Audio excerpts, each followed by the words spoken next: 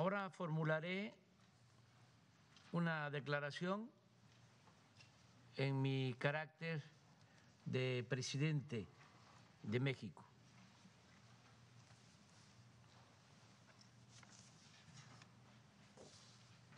Excelentísimo señor Antonio Guterres, secretario general de la ONU, miembros permanentes de este Consejo de Seguridad de la ONU, miembros no permanentes, señoras y señores. No vengo a hablar de seguridad como sinónimo de poderío militar, ni como argumento para el empleo de la fuerza contra nadie. En cambio, mi planteamiento se basa en lo que postuló ese titán de las libertades, según Pablo Neruda, que fue el presidente Franklin Delano Roosevelt cuando se creó la Organización de las Naciones Unidas. El derecho a una vida libre de temores y miserias, que sigue siendo el más sólido fundamento de la seguridad para todas las sociedades y los estados. El principal obstáculo para el ejercicio de ese derecho es la corrupción en todas sus expresiones. Los poderes transnacionales, la opulencia y la frivolidad como formas de vida de las élites, el modelo neoliberal que socializa pérdidas, privatiza ganancias y alienta el saqueo de los recursos naturales y de los bienes de los pueblos y naciones. Es corrupción el que tribunales castiguen a quienes no tienen con qué comprar su inocencia y protejan a potentados y a grandes corporaciones empresariales que roban al erario o no pagan impuestos. Es corrupción la impunidad de quienes solapan y esconden fondos ilícitos en paraísos fiscales. Y es corrupción también la usura que practican accionistas y administradores de los llamados fondos buitres, sin perder siquiera su respetabilidad. Sería hipócrita ignorar que el principal problema del planeta es la corrupción en todas sus dimensiones: la política, la moral, la económica, la legal, la fiscal y la financiera. Sería insensato omitir que la corrupción es la causa principal de la desigualdad, de la pobreza, de la frustración, de la violencia, de la migración y de graves conflictos sociales. Estamos en decadencia porque nunca antes en la historia del mundo se había acumulado tanta riqueza en tan pocas manos mediante el influyentismo y a costa del sufrimiento de otras personas, privatizando lo que es de todos o lo que no debe tener dueño, adulterando las leyes para legalizar lo inmoral, desvirtuando valores sociales para hacer que lo abominable parezca negocio aceptable. Veamos, por ejemplo, lo sucedido con la distribución de la vacuna contra el COVID-19. Mientras las farmacéuticas privadas han vendido el 94% de las vacunas, el mecanismo COVAX, creado por la ONU para países pobres, apenas ha distribuido el 6%. Un doloroso y rotundo fracaso. Este dato simple debiera llevarnos a admitir lo evidente. En el mundo actual, la generosidad y el sentido de lo común están siendo desplazados por el egoísmo y la ambición privada. El espíritu de cooperación pierde terreno ante el afán de lucro y con ello nos deslizamos de la civilización a la barbarie y caminamos como enajenados, olvidando principios morales y dando la espalda a los dolores de la humanidad. Si no somos capaces de revertir estas tendencias mediante acciones concretas, no podremos resolver ninguno de los otros problemas que aquejan a los pueblos del mundo. ¿Qué estamos haciendo en México? Hemos aplicado la fórmula de desterrar la corrupción y destinar al bienestar del pueblo todo el dinero liberado con el criterio de que por el bien de todos, primero los pobres. Optar por los pobres implica adicionalmente asumir que la paz es fruto de la justicia y que ningún país puede ser viable si persisten y se incrementan la marginación y la miseria. Por ello sostenemos que la solución de fondo para vivir libres de temores, riesgos y violencia es acabar con el desempleo, favorecer la incorporación de los jóvenes al trabajo y al estudio, evitar la desintegración familiar, la descomposición social y la pérdida de valores culturales, morales, espirituales. En México podría llevarnos tiempo pacificar el país, pero la fórmula más segura es atender el fondo, como lo estamos haciendo. Por ejemplo, otorgar a los jóvenes opciones de estudio y trabajo para evitar que sean enganchados por la delincuencia. La verdadera victoria sobre las bandas delictivas siempre consistirá en privarlas de su semillero y de su ejército de reserva. Con este mismo criterio estamos enfrentando el fenómeno migratorio. Las acciones fundamentales no son las coercitivas, sino las que incorporan a todas las personas al estudio, al trabajo, a la salud y al bienestar en los lugares en los que nacieron o residen, de modo que no se vean obligadas a abandonar sus pueblos por hambre o violencia y que únicamente emigren quienes deseen hacerlo, que la migración sea opcional y no forzosa, una decisión individual y no un fenómeno de proporciones demográficas.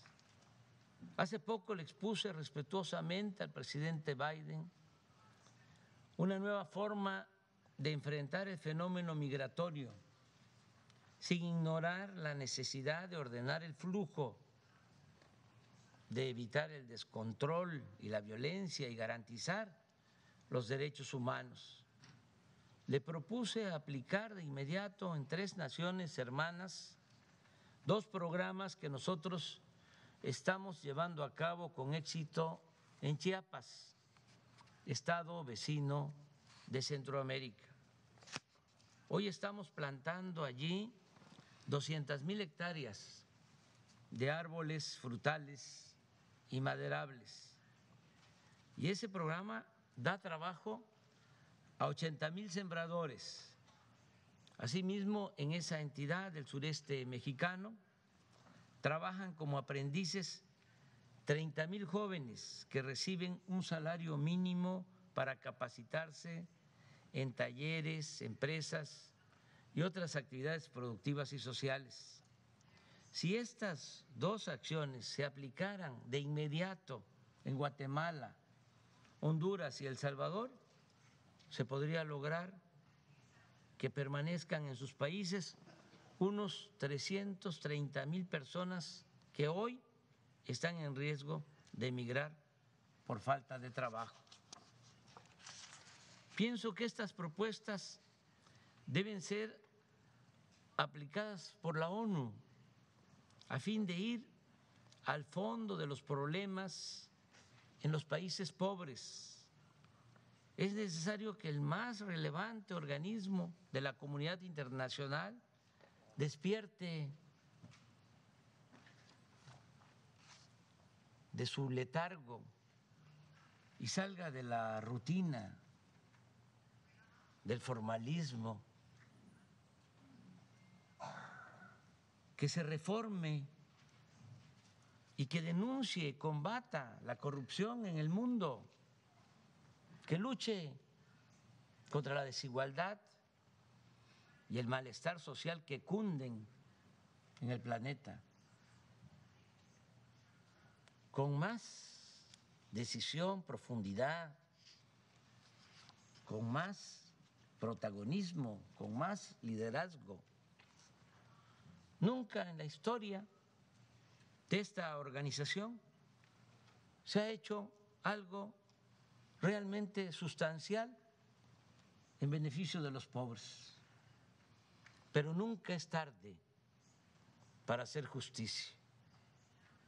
Hoy es tiempo de actuar contra la marginación, atendiendo las causas y no solo las consecuencias. A tono con esta idea, en los próximos días la representación de México propondrá a la Asamblea General de las Naciones Unidas un plan mundial de fraternidad y bienestar. El objetivo es garantizar el derecho a una vida digna a 750 millones de personas que sobreviven con menos de $2 diarios. La propuesta de México para establecer el Estado Mundial de Fraternidad y Bienestar se puede financiar con un fondo procedente de al menos 3 fuentes: el cobro de una contribución voluntaria anual del 4% de sus fortunas a las 1,000 personas más ricas del planeta, una aportación similar por parte de las 1,000 corporaciones privadas más importantes por su valor en el mercado mundial y una cooperación del 0,2% del PIB de cada uno de los países integrantes del grupo de los 20. De cumplirse esta meta de ingresos, el fondo podría disponer anualmente de alrededor de $1 billón. En su informe anual, la ONU podría destinar un día para otorgar reconocimientos o certificados de solidaridad a personas, corporaciones y gobiernos que destaquen por su vocación humanitaria, ayudando a financiar el Plan Mundial de Fraternidad y Bienestar. Los recursos de este fondo deben llegar a los beneficiarios de manera directa, sin intermediación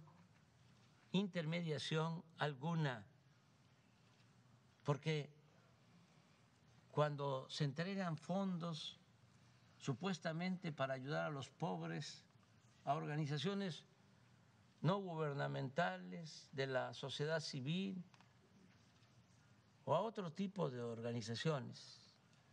No quiero generalizar, pero en muchos casos ese dinero se queda en aparatos burocráticos, en pagar oficinas de lujo, en mantener asesores, o se desvía y termina por no llegar a los beneficiarios. Por eso, repito, los recursos de este fondo deben llegar a los beneficiarios de manera directa, sin intermediación alguna, mediante una tarjeta o un monedero electrónico personalizado. El Banco Mundial y el Fondo Monetario Internacional podrían colaborar en la creación de la estructura requerida y desde el año próximo hacer un censo de los más pobres del mundo y una vez definida la población objetivo en cada país, comenzar a dispersar los recursos para el otorgamiento de pensiones a adultos mayores, a niñas y niños con discapacidad, becas a estudiantes, apoyos a sembradores y a jóvenes que trabajen como aprendices en actividades productivas, así como hacer llegar vacunas y medicamentos gratuitos. No creo, lo digo con sinceridad, que alguno de los miembros permanentes de este Consejo de Seguridad se oponga a nuestra propuesta, pues esta no se refiere a armas nucleares o invasiones militares, ni pone en riesgo la seguridad de ningún Estado. Por el contrario, busca construir estabilidad y paz por medio de la solidaridad con quienes más necesitan de nuestro apoyo. Estoy seguro que todas y todos, ricos y pobres, donantes y beneficiarios, vamos a estar más tranquilos con nuestra conciencia y viviremos con mayor fortaleza moral. Aquí recuerdo lo que sostenía Adam Smith: por más egoísta que quiera suponerse al hombre, evidentemente hay algunos elementos en su naturaleza que lo hace interesarse en la suerte de los otros, de tal modo que la felicidad de estos le es necesaria, aunque de ello nada obtenga, a no ser el placer de presenciarla. Con otras palabras, solo siendo buenos podemos ser dichosos. Y nunca olvidemos que es un deber colectivo de las naciones ofrecer a cada una de sus hijas e hijos el derecho a la alimentación, la salud, la educación, el trabajo, la seguridad social, el deporte y la recreación. Cierro recordando a dos patriotas y libertadores de nuestra América, José María Morelos y Pavón, siervo de la nación mexicana, que hace poco más de 2 siglos demandaba que se modere la indigencia y la opulencia. Y casi al mismo tiempo, Simón Bolívar aseguraba que el sistema de gobierno más perfecto es aquel que produce mayor suma de felicidad posible, mayor suma de seguridad social y mayor suma de estabilidad política.